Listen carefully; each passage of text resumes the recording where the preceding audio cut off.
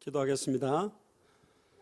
주는 그리스도시요 살아계신 하나님의 아들이십니다. 하나님 진심으로 감사합니다. 오늘 특별히 마라나타 미셔널 교회 미주 수련회 가운데 주일 예배를 드리며 특별히 안수 집사 임직 예배를 함께 드리게 하심을 감사합니다. 오늘도 주 예수 그리스도 이름이 찬송과 영광과 존귀를 받으시며 예수가 그리스도라는 그 비밀과 예수를 그리스도로 믿는 믿음이 더욱더 깊이 회복되어지는 최고의 예배가 될 수 있도록 축복하여 주시고, 특별히 윤장원 집사님과 김정기 집사님에게 한 시대에 하나님의 택함을 받고 남은 인생 전체를 당대 세계복음화에 올인하게 되어지는 귀중한 예배가 될 수 있도록 이 예배를 축복하여 주옵소서. 주 예수 그리스도 이름으로 기도드리옵나이다. 아멘. 오늘 제목이 초대교회 7 집사라는 제목으로 우리 주일 예배와 임직 예배 말씀을 같이 나누도록 하겠습니다. 예배가 참 많은 종류가 있습니다. 결혼할 때 드리는 예배도 있고요, 장례 임직 예배도 있고, 또 여러 종류의 예배가 있는데, 재미난 거는 결혼식 예배를 드리고 나면 그 다음부터는 부부가 돼서 살잖아요. 한번 예배를 했는데 그 예배 이후부터는 이제 부부가 돼요. 그리고 사실 장례 예배라든가 천국 환송 예배 이렇게 드리고 나면 그분은 이제 화장터로 가서 이제 죽음을 맞이하게 되는 예배를 드리게 돼요. 근데 오늘은 임직을 하는 예배로 드립니다. 예수님이 사역하시는 걸 보니까 현장에서 가늠하다가 잡힌 여인한테는 뭐라 하지 않아요. 그리고 용서해 줘요. 그런데 놀랍게도 제자들에게는 굉장히 독한 말을 해요. 죽은 사람이 장례식 하라 하고 너희들은 나를 쫓아와라. 매정하게 사실은 제자들은 그렇게 끌어가시고 자기 자신을 부인하고 자기 십자가 지고 나를 따라오라라고, 뭔가 어린아이 신앙에 있는 사람과 장성한 믿음의 분량에 있는 사람들을 끌어가는 모습은 차이는 분명히 있었다는 거죠. 그래서 오늘 임직 예배 이후부터는 윤장원 집사님이나 김정기 집사님에게는 주님께서 더욱더 당대 생활의 완성을 위해서 중요한 의미를 부여하는 것들이 있을 것이다. 두려워하시지는 마시고 아이고 이제 생명 걸고 막 뭘 해야 되는 게 아니고, 그만큼 축복과 하나님 주시길 원하는 방향이 크다라는 거죠. 오늘 본문을 한번 보면서 초대교 7 집사는 어떻게 세웠는지를 좀 찾으면 좋겠습니다. 그때의 제자가 더 많아졌습니다. 이 제자가 더 많아졌다는데 그때가 언제냐면 사도행전 5장 42절에 사도들이 예수 이름으로 복음 전하는 것 때문에 핍박을 받았기 때문에 핍박받았음에도 불구하고 날마다 성전에 있든지 집에 있든지 예수는 그리스도라 가르치기와 전도하기를 쉬지 않으니까 굉장한 많은 전도의 문들이 열려있던 시간표예요. 그런데 헬라파 유대인들이 자기의 과부들이 매일 구제에 빠짐으로 히브리파 사람을 원망하니, 지금 이런 내용이 나옵니다. 이 말이 뭘까? 이러려면 약간 본문 배경을 조금 알아야 되는데, 초대교회가 처음에는 120명으로 시작했는데 그날의 3,000제자, 남자만 5,000으로 급격하게 교회가 성장이 되기 시작했습니다. 그러니까 숫자가 굉장히 많아졌고, 저번에 우리가 수요 예배 때 말씀드렸지만 초대교회 당시에 영적 기도를 한다는 의미는 유대교를 완전히 끊고 자기가 예수를 그리스도로 믿는 게 드러났을 때 종교 법정 앞에서도 예수를 그리스도로 믿는 믿음을 시인하고 고백해서 감옥에 투옥되거나 아예 죽음의 위기가 와도 나는 부인하지 않겠다라는 마음으로 받아들여야 할 수 있는 게 영접 기도예요. 다른 말로 말하면 IS나 모슬렘권이 있는 거기에서 예수를 그리스도로 믿는 고백하고 마찬가지로 생명을 걸어놓고 하는 고백이 영접 기도였는데, 지금은 복음 한 10분 말하고 천국 간다니까 기도 따라해주고 성경 공부도 안 한다, 교회도 안 한다, 아무 관계도 없이 그냥 좋은 이야기니까 따라하는 그런 기도가 아닙니다. 그러니까 전인격적인 삶 전체를 걸어놓고 하는 그 시대의 시간표의 기도였고 고백이었어요. 그런데도 불구하고 사람들이 확산되다 보니까 유대교에서 단절되고 우리로 말하면 직장 생활을 잃어버리고 신앙생활을 집중하는 사람들이 나오기 시작하다 보니까 어려움을 당하는, 생활에 어려움이 있는 사람들이 나오기 시작했습니다. 그러다 보니까 특히 과부들, 남편이 없고 혼자서 자녀를 키우는 사람들의 생활이 되지 않다 보니까 특별히 가난하고 연약하고 불쌍한 사람들 명단들을 뽑아가지고 구제 대상들에게 구제 물품이라든가 식량 같은 거를 좀 이렇게 나누어 주면서 네 것도 내 것도 없이 모든 걸 팔아서 서로가 함께 먹고 마시는 어떤 진정한 공산주의 아닌 공산주의, 진짜 어떤 면에서는 복음으로 하나 되는 그런 공동체의 생활이 시작되고 있었어요. 근데 숫자가 점점 많아지다 보니까 전체를 균등하게 돕기가 어려웠던 것 같아요. 그러다 보니까 유대파, 예루살렘과 온 유대에 살고 있는 유대인들에게는 굉장히 공급들을 잘해줬는데 헬라파 유대인, 그러니까 흩어져서 2세들이 이제 헬라 문화권에 접어져 있다가 예루살렘으로 와서 좀 헬라파 계열에 있던 유대인들에 대한 좀 돕는 부분들이 소홀해졌던 것 같아요. 그러다 보니까 교회 안에 갈등이 좀 일어나게 됐습니다. 근데 여기서 이제 중요한 답들을 우리가 좀 찾아야 되는데, 제자가 더 많아지면 위험해지는 게 있어요. 항상 보면 변질이라는 것은 숫자가 많아질 때 진정한 의미와 내용을 잃어버리면서 숫자가 확산되면서 변질이 속히 빠르게 진행이 됩니다. 제자가 급속도로 많아지다 보니까 중요한 의미를 지금 놓쳐버려요. 뭐라고 이야기를 하냐면 매일 구제에 빠졌다 그랬어요. 매일 구호품 나눠주는 사역에 많은 사람들이 집중되고 있었어요. 교회 안의 일. 그러니까 서로를 원망하는 거예요.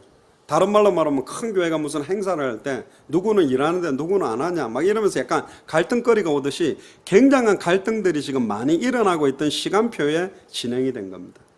숫자가 많아지다 보니까 제자의 진정한 의미는 약해져 버리고 일을 많이 하는 사람이 되기 시작한 거예요. 어떤 면에서는 집사라는 임직은 일을 하라고 세우는 직분입니다. 근데 왜 그 직분을 줬는지를 오늘 답을 좀 찾아내셔야 되는데, 제자는 많아지는데 증인은 없어지는 시간표예요. 증인이라는 말은 마르투스라는 건데, 진짜 예수를 그리스도로 사실대로 믿고 영접해서 사실적으로 예수를 그리스도로 체험한 사람들이 증인인데, 이 사실적인 체험을 가진 증인들은 없이 숫자상 많아지는 제자의 숫자가 많아지다 보니까 원래 우리가 무슨 내용 때문에 모여 있는지에 대한 의미도 잃어버리고 성경에 있는 전도의 방법과 내용들도 점점점 희석되고 퇴색되어지는 시간표가 점점 오게 된 거죠. 마태복음 28장에도 보면 모든 족속으로 제자를 삼되 아버지와 아들과 성령의 이름으로 세례를 주고 내가 너에게 분부한 모든 것을 가르쳐 지키게 함으로 제자가 나아가서는 누가 되게 만들어지는 진정한 증인의 삶. 마르투스라는 그 증인이라는 단어 안에는 어떤 면에서는 순교자라는 의미도 녹아 있어요. 예수가 그리스도라는 부분 때문에 내 생명을 걸어놓을 수 있는 증인으로 설 수 있는 데까지 도왔어야 되는데 숫자가 많아지다 보니까 진정한 의미를 전달하는 데 많이 약했던 것 같아요. 그러다 보니까 진짜로 우리가 교회를 하는 목적, 우리가 지금 모여서 구호 물품을 나누는 핵심적인 의미가 희미해지면서 일에 치우치는 분위기들이 지금 되고 있던 상황이 지금 여기에 나오는 내용입니다. 그래서 말씀 운동을 통해서 뭘 하든지 요한복음 20장 31절에 보면 예수께서 그리스도이심을 믿게 하려 하며 예수를 그리스도로 믿도록 돕는 사역을 해야 되는데 그렇게 못한 거죠. 구제를 하는데도 예수께서 그리스도이심을 믿게 하는 구제를 했어야 되는데 그 의미가 희미하게 잃어져 버렸습니다. 그러다 보니까 일이 되고 일이 되는 동안에 갈등이 생기고 문제가 생겨서 제자들끼리 원망하는 시간표까지 지금 와버린 거예요. 공생에 3년 6개월 동안 예수가 그리스도라는 비밀도 희미했고 120명이 오순절 마가다락방에 성령 충만함이 임했는데 그 충만함을 직접 체험한 사람들은 아닌 거예요. 이 제자들은 그 체험한 사람들에 의해서 복음을 듣고 말씀을 들으면서 힘을 얻어온 사람들인데, 그러다 보니까 진정하게 오순절 마가다락방에 성령 충만한 역사들, 예수님이 공생의 사역을 하면서 하셨던 역사들을 보지 못한 사람들은 의미가 굉장히 약해진 겁니다. 그러다 보니까 일에 치우쳐가지고 교회 안에 진정한 의미를 놓쳐버린 거죠. 그러면 중요한 걸 놓쳤다는 의미는 뭐냐? 첫 번째는 하나님이 밝혀놓은 인간의 근본 문제의 시작이 뭔지 여기에 대한 걸 모르고 구제하는 거예요. 창세기 3장에 보면 창세기 2장 17절에 언약의 말씀 한 가지가 희미해지면서 인간이 모든 걸 다 잃어버렸고 하나님의 형상이 깨졌고 하나님의 대리 통치권의 축복도 잃어버렸고 영화와 종기로 관을 씌웠던 모든 축복 다 잃어버린 게 말씀 하나 잃어버린 것 때문에 모든 걸 잃어버렸다는 걸 또 까먹어버린 겁니다. 그러니까 구제하면서 진정한 말씀의 핵심, 예수께서 그리스도심을 믿게 만드는 핵심을 또 잃어버렸어요. 창세기 3장 사건은 딱 한 가지로 말하면 말씀과 관계된 겁니다.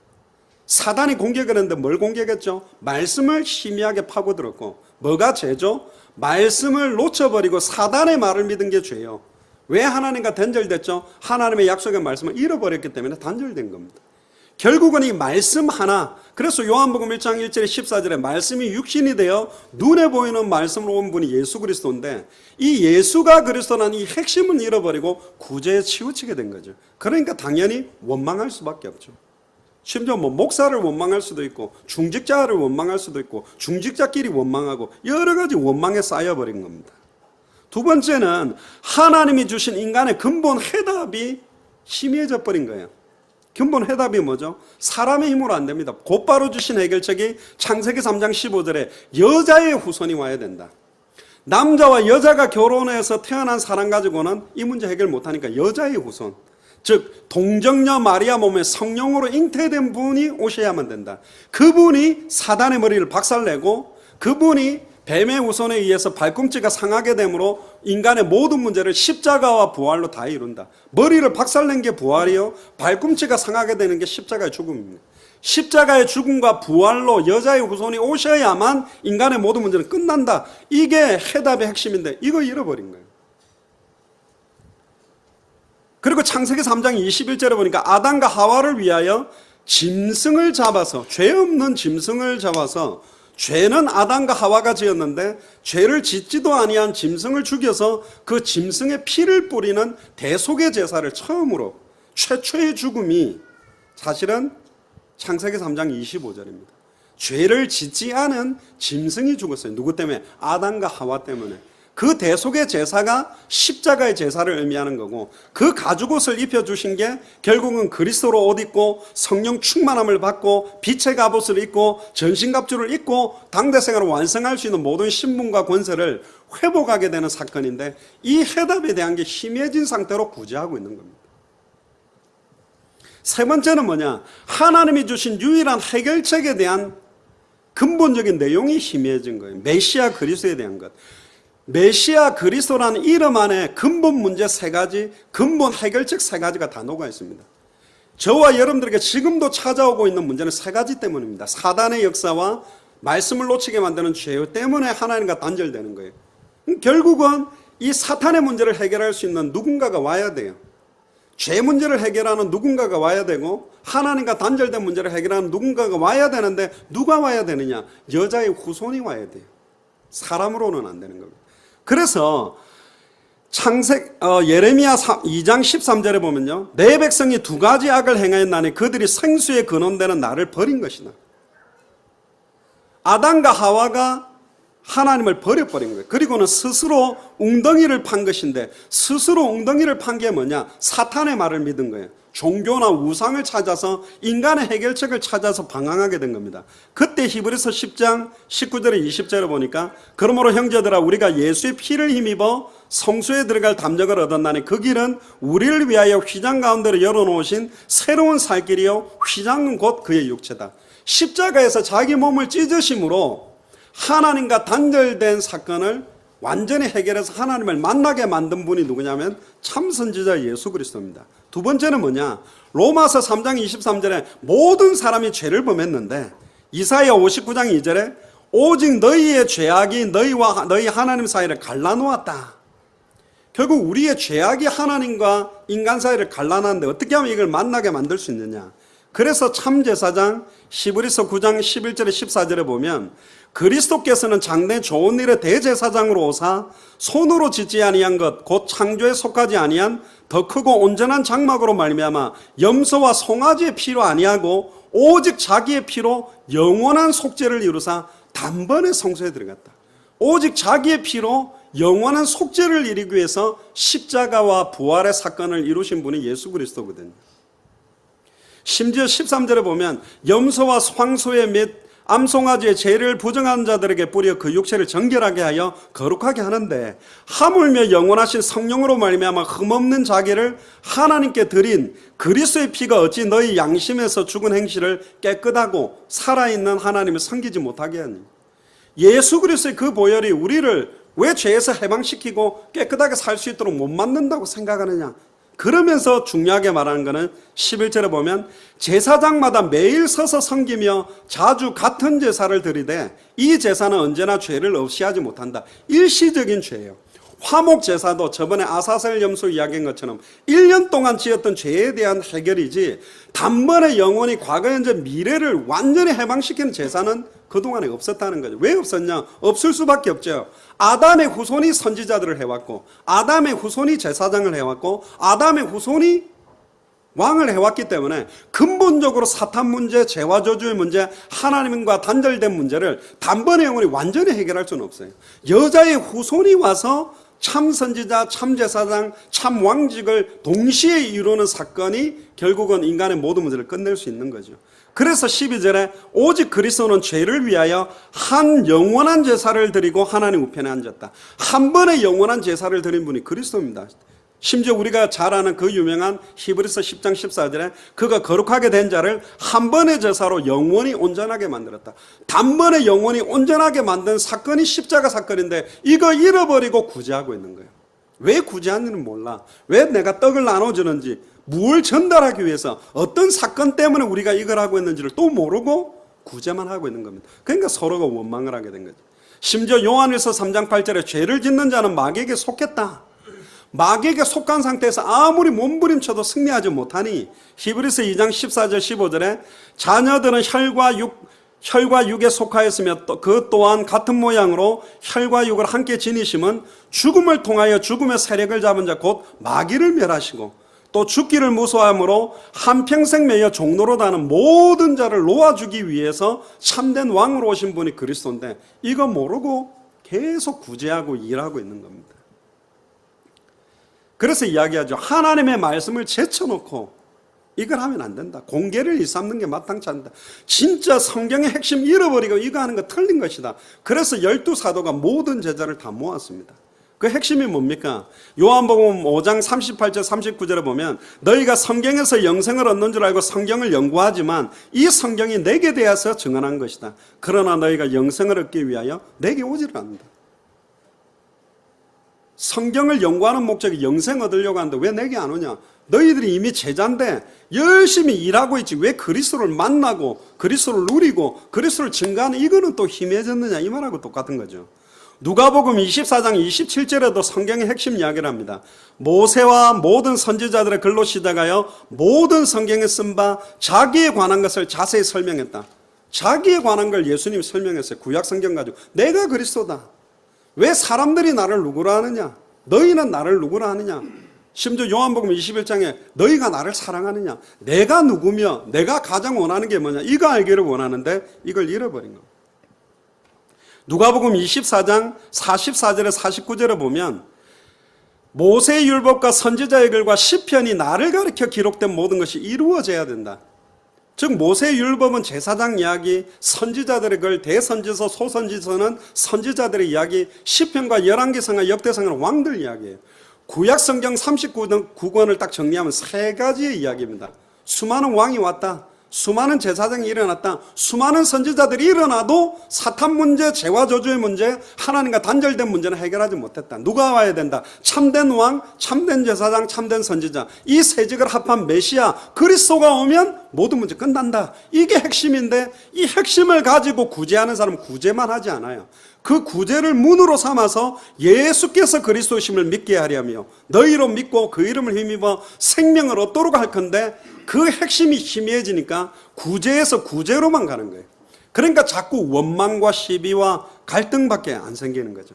그때 누가복음 24장 47절에 또 그 이름으로 죄사함을 받게 하는 회개가 예루살렘에서 시작하여 모든 족속에게 전파할 것이 기록되었다. 이게 당대 세계봉화죠. 너희는 이 모든 일의 증인이라. 볼지어다 내가 내 아버지께 약속하신 것을 너희에게 보내리니 너희는 위로부터 능력을 입히기 전까지 예루살렘 떠나지 마라. 그래서 이 약속 가지고 오직 성령이 임하면 우리가 권능을 받고 예루살렘 온 유다 사마리아 땅끝까지 이르러 증인되기 위해서 모여서 시작된 교회가 초대교회였어요. 근데 안타까운 거는 초대교회에 제자들이 많아지는 반면에 이 내용이 한 사람 한 사람에게 깊이 생각과 마음에 뿌리 내려지고 전달되는 부분들이 희미해지기 시작하는 거죠. 우리도 아마 당대 세계봉화 사역을 하게 되다 보면 숫자들이 많아지게 되다 보면 그 의미와 100% 성경이 말하는 복음의 내용, 그럼 성경이 말하는 전도가 뭔가? 말은 100% 성경의 복음의 내용을 말하지 못하고 말로서는 100% 성경의 전도를 하는데 그 예수님의 전도와 사도행전 전도를 실제로 현장에서 풀어내지를 못하고 결국은 성경의 끝, 다시 오실 그리스도, 당대 세계복음만 또 놓치게 되는 인생들이 많아지게 된다는 거죠. 그 시간표에 지금 중요하게 임직을 하는 겁니다. 결국은 마태복음 16장 28절에 죽기 전에 인자가 왕권을 가지고 다시 올 것을 보기 위해서 초대교회는 시작된 교회인데 그 의미를 잃어버린 거예요. 그러니까 눈에 보이는 구제, 현실 여기에만 집중하게 된 겁니다. 결국은 초대교회가 세워진 목적은 딱 하나예요. 마태복음 24장 14절에 보면 이 천국 복음이 모든 민족에게 증언되기 위하여 온 세상에 전파되리니 그제야 끝이 와야 되는데 교회에 몰려온 사람들에게 이 의미를 제대로 전달 못하는데 어떻게 모든 족속 천하 만민 땅끝에 이걸 전달하겠습니까? 그러니까 예루살렘 교회로서는 어마어마한 위기를 맞이한 겁니다. 완전히 성경의 핵심적인 내용, 복음의 핵심, 전도의 핵심, 당대 세계복음의 핵심이 심해져 버린 시간표가 온 거죠. 그래서 오늘 굉장히 중요한 7명의 집사를 세우려고 하는 겁니다. 하나님의 나라의 우선순위는 말씀입니다. 어떤 면에서는 하나님의 말씀을 받아야 되고 그 말씀을 누리고 말씀을 통해서 하나님을 만나고 죄에서 해방되고 사단 권세를 깨뜨리고 승리해야 되는데 이 말씀 놓치고 우선순위가 바뀌어버렸어요. 구제하는 것이. 자, 3절에 보면 그때 이 사도가 모여서 이런 이야기를 합니다. 형제들아 너희 가운데 성령과 지혜가 충만하여 칭찬 듣는 사람 7을 택해라. 우리가 이 일을 저에게 맡기고. 그러니까 집사를 세운 목적은요, 구제하는 일을 교회 안에 있는 여러 가지 일을 맡기려고 세웠어요. 처음 시도는. 그래서 집사라는 말을 씁니다. 그건 뭐지? 그러면 집사라는 말은 일을 하려고 세운 거냐? 아니요. 일을 하면서도 성경의 핵심을 안 잃어버릴 수 있는 사람을 세우는 거예요. 교회 여러 가지 행정과 여러 가지 어려운 일들을 해내면서도 성전에 있든지 집에 있든지 예수는 그리스도라 가르치기와 전도하기를 쉬지 않을 수 있는 힘을 가진 사람을 세우려고 하는 거예요. 조금 은혜 받았는데 일 맡기니까 넘어져 버리고 원망하고 자포자기하고 안 해버리고 또 어떻게 해야 될지 모르는 수준의 사람이 아니라 어떤 교회의 어려운 행정적인 거나 재정적인 거나 여러 가지 일들을 감당해내면서도 성전에 있든지 집에 있든지 예수는 그리스도라 가르치고 전도하기를 쉬지 않을 정도의 영적인 힘이 있는 사람을 뽑아낸 게 7명입니다. 그러니까 굉장히 한 단계 다른 거예요. 그냥 막 이렇게 도움을 받기를 원하고 양육받기를 원하는 수준이 아니라 교회의 어떤 면에서는 사단의 통로가 될 수 있는 틈을 막으면서도 말씀운동, 생명운동, 전도운동, 제자운동을 할 수 있는 사람을 세우려고 뽑아낸 게 7명입니다. 첫 번째 어떤 자격을 말했냐면 칭찬 듣는 사람 그랬습니다. 두 분은 칭찬을 좀 많이 들으시는지 모르겠는데 욕을 얻어먹고 계신지 남편이나 아내에게 칭찬인데 이 칭찬은 어떤 의미냐면 디모데전서 3장 8절에서 13절에 집사 자격이 나옵니다. 한번 곰곰이 한번 들어보세요. 디모데전서 3장 8절부터 13절에 보면 이와 같이 집사들도 정중해야 된답니다. 일구이연 아니하고 한 입으로 두 가지 말 이랬다 저랬다 이렇게 안 해야 되고 술에 임박이지 아니하고 술 한 잔씩 하는 건 크게 문제는 아닌데 술독에 빠져 계시면 안 된단 말이고 더러운 일을 탐하지 아니하고 굉장히 더럽게 이익을 탐해가지고 막 착취를 하는 일. 그리고 9번째는 9절에 보면 깨끗한 양심의 믿음의 비밀을 가져야 된다. 과연 우리 양심이 깨끗하냐? 깨끗하다고 고개 들 수 있는 사람은 아무도 없어요. 그러나 깨끗한 양심의 믿음의 비밀, 나의 연약함을 인정하고 예수를 그리스도로 믿는 믿음의 비밀을 가져야 된다. 그리고 10절에 이에 이 사람들을 먼저 시험하여 보고 그 후에 책망할 것이 없으면 집사의 직분을 맡게 할 것이요. 원래는 임직 전에 저희들이 시험을 해봐야 돼요. 사기도 한번 쳐보고 뺨도 한 때렸는데도 참고 사기를 당해도 막 감사하고 이분들은 어떤 상황에서도 인내하고 감사할 수 있고 또 일구이연 안 하는지 여러 가지 시험을 해보고 주래요. 근데 저희들은 안 해봐도 됩니다. 지금까지 오늘 좀 이따가 그 구승혜 목사님이 동영상으로도 축하 메시지를 제가 만들어다가 보냈는데 LA에서부터 함께 현장 사랑하고 복음 사랑하고 전도 이것 때문에 자기 인생 드리고 싶어서 계속 해왔던 걸 저희들이 봐왔기 때문에 이걸 이미 통과한 지는 오래된 분들이에요. 그게 아니라면 여기 앉아 계실 수도 없기 때문에 뭐 시험 해볼 필요는 없을 것 같아요. 특히 11절에 여자들도 이와 같이 정숙하고 뭐? 누구 한 분이 상당히 웃는데요. 여자들도 이와 같이 정숙하고 모함하지 아니하며 절제하며 모든 일에 충성된 자라야 할지니라. 여자분들도 좀 정숙해야 된대요. 발랑 막 이상하게 내가 세상적으로 타락하고 돌아다니면 집사는 별로 안 된다 그러고, 모함하면 안 되고, 또 절제할 줄도 알고, 모든 일에 충성된 사람. 그리고 12절에는 집사들은 한 아내의 남편이 되어, 혹시 두 아내의 남편이 계신가 모르겠는데 반드시 한 아내의 남편, 한 남편의 아내, 그리고 자녀와 자기 집을 잘 다스린 자일지라. 자녀와 자기 집을 잘 다스린다, 이거는 뭐 수많은 저를 비롯한 목회자들도 그닥 잘 다스리진 않는데 집사의 규정도 그 당시에 상당히 까다로웠고요. 13절에 집사의 직분을 잘한 자들은 아름다운 지위를 받게 된대요. 그리스도 예수 안에 있는 믿음의 큰 담력을 얻어서 영광의 면류관을 받는 축복들이 따라오는 거죠. 두 번째는 성령 충만해야 된답니다. 왜? 사도행전 1장 8절에 오직 성령이 임해야만 우리가 권능받고 예루살렘 온 유대 사마리아 땅끝까지 이르러 증인이 되기 때문에, 성령 충만이라는 말은 말씀에 대한 충만입니다. 말씀 앞에 복종하고 말씀 앞에 순종하고 말씀 그대로 인생을 드리는 것이 바로 성령 충만함이고, 세 번째는 지혜가 충만해야 된대요. 이건 뭐 IQ가 좋냐 공부를 잘했냐 이게 아니라 골로새서 2장 2절에 3절에 보면 하나님의 비밀인 그리스도를 깨달아가면 깨달아갈수록 그 안에는 모든 지혜 지식의 모든 보화가 다 있기 때문에, 예수를 그리스도로 더 깊이 깨달아가는 만큼 하나님이 주시는 지혜와 지식의 보화가 여러분들의 사업 현장에, 여러분들의 삶 현장에 나타나기 때문에 그런 조건을 걸어놓은 것입니다. 왜 집사를 세웠냐? 사도들이 기도하는 것과 말씀 전하는 것에 전무하기 위해서.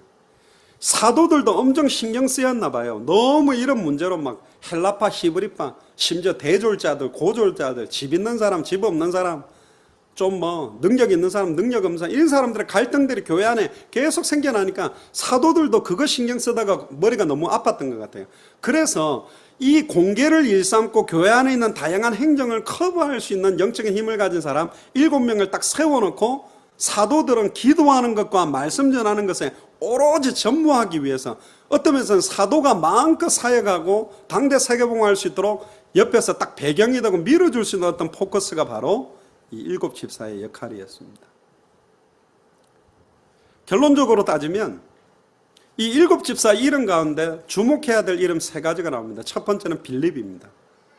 빌립은 초대교회 안에 있는 여러 가지 공개를 일삼고 대접하고 행정 일을 하면서도 12사도가 놓친 사마리아 성에 혼자 들어가서 예수의 이름에 관한 전도로 성전체를 살리는 비밀까지 갖고 있었어요. 심지어 엄격하게 말하면 사도를 넘어선 사람입니다. 초대교회 집사는 지금 집사와 같은 역할이 아닙니다. 거의 사도급, 70인 제자급, 거기에서도 뽑혀 나온 사람이라고 봐야 돼요. 70인 제자는 12사도와 거의 똑같은, 누가복음 10장에 70인 제자에게 주신 말씀, 마태복음 10장에 주신 말씀 거의 동등하게 직분만 다르지, 현장 목회자로 세운 사람이 70인 제자인데 제가 볼 때는 그 70인 제자 중에서 뽑아낸 사람이 7명인 것 같아요. 그러니까 벌써 70인 제자 중에 또 10대 1의 경쟁률을 뚫고 뽑혀 나온 사람이 이 7명이라는 거예요. 그리고 또 재미난 거는요, 이 7 집사들의 이름을 다 파악해보면 유대파가 아니라 다 헬라파 집사 7명. 헬라파 유대인과 유대파 유대인들이 막 이렇게 갈등하고 있었는데, 팔레스타인계가. 근데 재미난 거는 이 7명이 전부 헬라파 집사 7명을 뽑아냈다는 겁니다. 왜 그렇게 세웠는지는 모르지만 그들에 의해서 유대인뿐만 아니라 헬라파 사람들 전체를 다 돌아볼 수 있는 힘을 가진 사람이 이 7 집사예요. 두 번째, 그리고 심지어 두 번째는 광야라고 하다가 이디오피아 내시를 변화시킬 수 있는 메시지까지 갖고 있었고, 전도뿐만 아니라 영권으로 사마리아 성에 있는 여러 가지 귀신 세력을 꺾어내고 병들을 낫게 하는 능력도 빌립에게 따라왔습니다. 이제 병 낫게 하고 귀신도 쫓아내고 혼자 막 사마리아 같은 이상한 저 흑인 할렘가 들어가 막 살려내는 이런 역사. 그러니까 그 당시 7 집사하고 지금 집사님하고 보면 그 당시는 거의 사도급 정도 되는, 그러다 보니까 이 이디오피아 내시가 오니까 세례를 갖다가 주죠. 그러면 집사가 세례를 준다는 말이야. 그런데 그때 집사라고 불리는 사람은 선별된 굉장하게 제자 중 제자 중 제자, 증인 중 증인 중 증인들을 뽑아서 세운 사람이 7명입니다. 벌써 3천 제자, 남자만 5천, 10,000명 교회에서 7명 평신도 중에 뽑아냈다면 얼마나 대단합니까? 120문도 중에 70인 제자 중에 뽑힌 7명이라고 보면 보통이 아니었던 사람들입니다. 그리고 두 번째가 스데반이죠. 여러분들 잘 아다시피 여러 사도들의 설교 내용은 잘 안 나오는데도 불구하고 사도행전 7장 1절에서 거의 60절이 넘는 것을 할애하면서 스데반의 구약 성경 전체를 훑으면서 예수가 그리스도라는 복음을 전할 수 있었어요. 그때 아마 이런 걸 보고 했을까요? 안 본 것 같아요. 구약 성경을 쫙 훑으면서 예수가 그리스도라는 걸 정확하게 던질 수 있는 메시지, 현장, 전도, 기도, 영권, 엄청난 걸 갖고 있던 사람이 7 집사의 수준이었습니다. 지금 보니까 목사들이 잘 못하는 것들을 할 수 있는 급이 7 집사였다. 근데 더 하나 더 중요하게 봐야 될 것은 니골라라는 사람이 나옵니다. 이 니골라는 이방인이었는데 유대교로 개종했다가 다시 기독교로 개종한 거예요. 그러니까 3단계를 거친 사람인데 처음에는 굉장히 7 집사로서 사역을 굉장히 잘한 것 같아요. 근데 이 사람은 갈라디아서 5장 13절에도 보면 그리스도인에게 주어진 자유의 기회, 복음의 누림에 대한 오해를 극단으로 가져가가지고 구원이라는 건 영적으로 완성됐기 때문에 내가 조금 육신적으로 실수한다고 해서 그 구원은 바뀌지 않는다. 좀 육신적으로 실수한 사람들에게 굉장히 힘이 되는 메시지였는데 이게 너무 극단으로 강하게 가져가면서 죄져도 관계없고 육신적으로 아무리 음란 타락에 빠진 자 할지라도 우리의 구원은 흔들리지 않는다라고 하면서 음란 타락을 갖다가 쾌락으로 아예 누리면서 살아가는 니골라 당을 만들어낸 사람이 누구냐면 니골라입니다. 충격이죠. 12 사도 중에 가룟 유다를 하나 두셨고 7 집사 중에 니골라 하나를 둔 이유도 중요한 일에 성령 인도를 받지 못하고 창세전에 영세전 하나를 준비하지 않은 사람들도 이 직책 안으로 들어올 수도 있다. 실수로 넣은 게 아니라 하나님은 모델 케이스로 정말로 당대 세계문화가 완성될 때까지 두렵고 떨림으로 아직은 우리가 이루었담도 아니고 온전히 얻었담도 아닌 모습으로 두렵고 떨리지만 담대함으로 당대 생활 완성을 위해 영적으로 싸워야 될 중요한 모델 케이스로 우리에게 주신 게 7 집사의 모델입니다. 결국은 이 7 집사 이후에 어떤 일들이 허다한 제사장의 무리도 이 도에 복종하고 말씀이 힘이 있어 흥황하면서 예루살렘 전역으로 확산되는 역사들이 더 일어났다. 결국은 모세를 통해서 1000부장, 100부장, 50부장, 10부장을 세워서 전체 제자들의 색깔들을 더 분명하게 만들었던 것처럼 7 집사가 세워지면서 한 사람 한 사람에게 성경의 핵심, 복음의 핵심, 전도의 핵심, 당대 세계복음화 마라나타 신앙, 다시 오실 그리스도를 바라보는 그 핵심적인 부분들이 더 깊이 뿌리 내려지게 하기 위해서 세운 사람이 7명입니다. 이 영향력으로 연달아서 계속 또 이 7 집사 수준으로 세워진 사람들이 빌립보의 루디아, 데살로니가의 야손, 고린도의 브리스길라 아굴라, 두란노 소원의 제자, 로마서 16장, 고린도서 16장, 골로새 4장의 당대 생활을 완성했던 로마 복음화를 완성하기 위해 세워졌던 제자들이 일어난 겁니다. 그러면 당대 세계화의 완성 시간표 속에 오늘 두 분을 임직하는 것은 굉장한 의미가 있다. 또 이제 본격적으로 전환점적인 시간표 속에서 두 분을 세우는 게 특히 두 분이 공교롭게도 캘리포니아주 LA 지역에서 두 분이 세워지는데 LA 지역에 굉장히 중요한 또 사역에 좀 신호탄을 쏘게 되는 그런 출발점이 될 줄로 믿습니다. 그래서 기도하셔야 되고 너무나마 큰 응답이고요. 그냥 서리 집사님은 임시직입니다. 1년을 하고 매년 1년마다 다시 세워야 일을 할 수 있도록 세우는 직이고 안수 집사는 항존직이기 때문에 이거는 목사도 바꿀 수 없어요. 한번 세웠는데 당신 아닌 것 같아. 안수 집사 이제 아니야. 그렇게 할 수도 없이 성부, 성자, 성령의 이름으로 주어버리면 주님 앞에까지 계속 이 직책은 유지되는 직분입니다. 그래서 사람이 주는 게 아니에요. 오늘 목사님과 장로님들이 같이 안수식을 하겠지만 우리가 주는 게 아니라 성부, 성자, 성령의 이름으로 받는 거기 때문에 의미가 있고요. 또 안수 집사의 임직을 받는다는 말은 장로의 임직을 바라보는 직분입니다. 그러니까 또 더 중요한 당대 세계문화의 중요한 역할을 해야 되는 방향 속에 세워지는 임직이기 때문에 여러분들이 굉장히 기도로서 이 임직에 합당한 그런 은혜와 합당한 삶을 누리게 되시고 그 힘을 여러분들 속에 계신 그리스도께서 주실 줄로 믿습니다. 기도합시다. 하나님 감사합니다.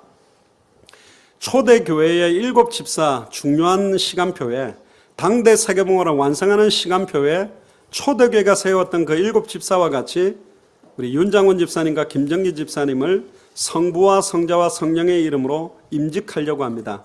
모든 추악하고 더러운 사단마귀 귀신의 세력이 떠나가며 악한 자들이 이 두 분을 만지지도 못할 만큼 24시간 성령께서 충만하게 이들을 지키시며 이들의 발걸음마다, 이들의 만남마다, 이들이 가는 장소마다 시속적인 생명운동과 말씀운동과 제자들이 세워지며 당대 세계봉화의 시간표를 앞당기게 되어지는 역사가 시작되도록 마음껏 축복하여 주시옵소서. 감사를 드리며 주 예수 그리스도 이름으로 기도리옵나이다.